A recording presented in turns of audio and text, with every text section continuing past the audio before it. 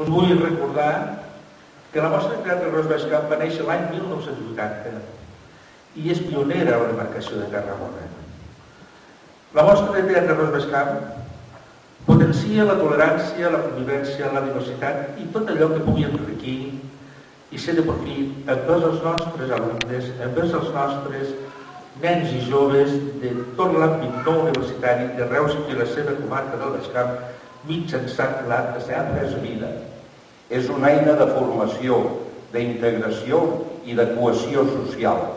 però també és un instrument interessant i útil